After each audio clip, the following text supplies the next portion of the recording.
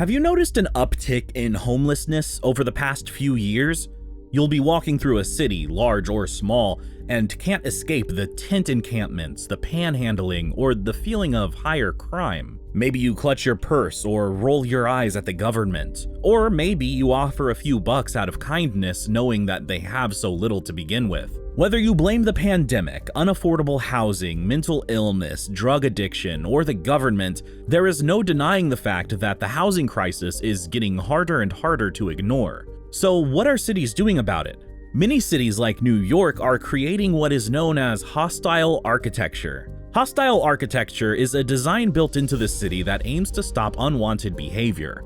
It's like a farmer using a scarecrow to keep birds from eating their crops. The only difference is that in the case of NYC and many other cities, the hostile architecture is being used to deter not just human behavior, but the very existence of homeless people. To be fair, New York City does have a right to shelter law, which requires emergency housing to anyone who asks for it. Despite New York City having more unhoused individuals than Los Angeles, New York has far less that are unsheltered. The result is that for those to remain on the city streets, it is getting harder and harder for them to merely exist. Let's look at the top examples of hostile architecture in New York City. Number 1 is the use of metal bars on benches. This can be seen all throughout the city and serves little to no purpose other than to keep people from stretching out. Benches, which were originally designed to be long enough to seat several people, now have metal dividers. While it's still technically a bench, it now can only seat individuals sitting between the bars or armrests. This addition makes sleeping on the benches impossible, which is the entire purpose. By installing metal dividers, the benches can only be used to sit and not sleep or lay down. Many may ask if these are simple armrests and not a form of hostile architecture. And in some instances, the dividers are masquerading as armrests, but on many other benches, like the ones up and down East 47th Street, they are just pieces of metal that stick out to divide the bench. They serve no purpose other than to keep people from sleeping on public benches. Many residents like these additions to the benches, but others call it by its name, hostile. Number 2 are metal spikes that run along garden walls, shorter brick walls, and even deeply inset windowsills. The idea is the same. If there are metal spikes, then no one can lay down or sleep. The spikes are even more hostile than the benches because in most instances, they even prevent people from just sitting down. These are far less welcome than the more subtle bench dividers, and residents have mixed feelings. They are a bit of an eyesore.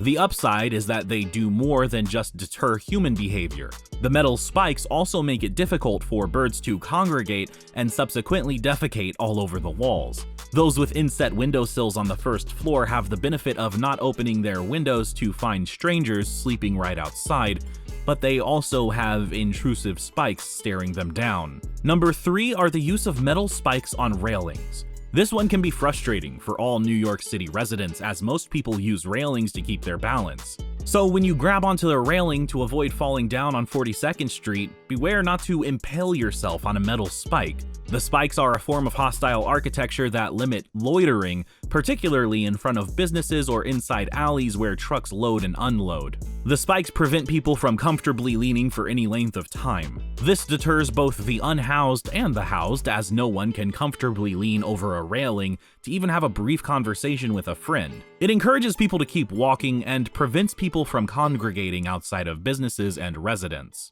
Number 4 is the use of gates and fences. What's ironic is that so many public spaces are actually becoming hostile to the public. Several public gardens and parks have erected fences and gates which, although they remain unlocked, certainly send out the message that people are not welcome. While few people argue that private property owners can and should do as they wish with their own property, many of these hostile spaces are public spaces. Whether people want to acknowledge it or not, the unhoused people of New York City are also part of the public and therefore should have access to the public spaces. And while the fences and gates technically can't keep anyone out, their presence is hard to ignore. What little green space there is left in New York City is now shrouded in metal bars, creating a virtual prison-like atmosphere in place of the view of trees, flowers, and grass. Number 5 are the no loitering signs being placed strategically throughout the city, including on public benches.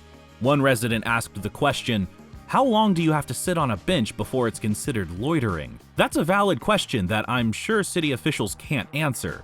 And this gets into the "you'll know it when you see it" category. Two men in business suits sitting outside an office building on a lunch break will likely never be asked to move, even if they are sitting there for an hour. Whereas if a person who appears to be homeless were to sit on that same bench, they would likely be asked to move or be accused of loitering within minutes of sitting down. This debunks the arguments that many city officials make when trying to deny that there is any hostility behind the architecture. Number 6 is the blatant removal of benches. The MTA, or Metro Transit Authority, came under fire in 2021 when it wrote in a now deleted tweet that it removed benches in subway stations to prevent the homeless from sleeping on them. Many locals were outraged at the blatant discrimination against the unhoused residents, but ironically reported that they felt safer when waiting for a train late at night and not being surrounded by people sleeping all over the benches. New York City seemed to have its homeless crises relatively under control for a city of its size thanks to its right to shelter law, but the recent migrant crisis has hurled the city into chaos and turmoil. The right to shelter can only work if there is enough shelter to provide to everyone who asks. The city is bursting at the seams trying to accommodate all the migrants who are seeking shelter and have resorted to using hotels and police stations as makeshift shelters. The result has been a removal of benches in the subways, in front of office buildings, and even in public parks where benches are required. It's not just the subway stations that have adopted this. If you are waiting for a train in Penn Station or the iconic Grand Central Station, you may be distracted by all the architectural marvels, but one thing is obviously missing: a place to sit. Number 7 is the use of barbed wire fencing. While this can be written off as a protective measure to keep any people out, there is no mistaking the fact that as the number of people experiencing homelessness increases, so do the barbed wire barriers surrounding residential buildings. The message is simple: people are not welcome here. As if the fence and gate aren't enough to deter would-be homeless encampments from sprouting up, the use of barbed wire not only created a physical barrier to entry, but a social barrier as well. What was once used to corral animals is now being used to corral people. While many argue that residents and businesses have the right to protect their property, the barbed wire is an eyesore that everyone must look at. It also does nothing to address the underlying problem of homelessness in the first place. Number 8 is the bench design itself. Instead of using dividers to keep people from sleeping on benches, the bench's design can be equally as hostile. One popular design is the wavy bench or the curved bench. The bench is either arched in a semicircle or flows in a wavy design, which may be higher in some parts and lower in others. This, like the dividers, makes sleeping nearly impossible and deters those experiencing homelessness from finding even a little bit of comfort in the night. Another popular design is the crisscross or X-shaped bench. Something that residents may notice is the narrowing of the bench. All of these designs make sitting moderately comfortable, but sleeping basically impossible. Many cite these new bench designs as works of art that give the city character, while others note that the so-called artistic design is really just code for hostile architecture. Number 9 is the use of ropes and chains to keep people off of staircases. Take the downtown post office.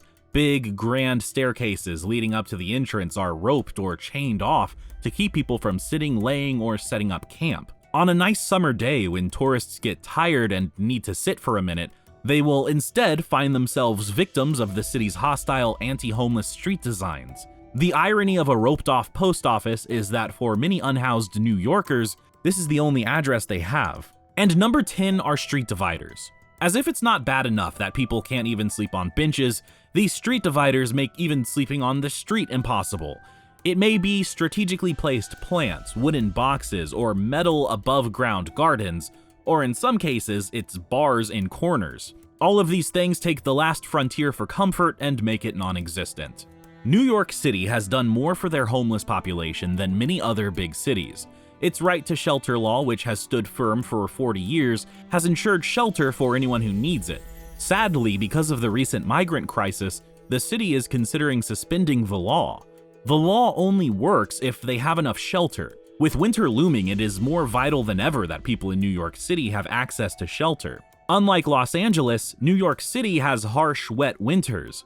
With or without hostile architecture, the winter is a trying time for those needing shelter. Residents in the city are divided on their thoughts about the architecture. While many have been outwardly outraged, some of those same people have been privately relieved. New York had a reputation for its unpleasant streets, but then revived itself for many years and took pride in its safe streets. Whether hostile architecture plays a role in deterring crime or not, we know it deters those from sleeping on the streets. But what is being done to help the underlying problem?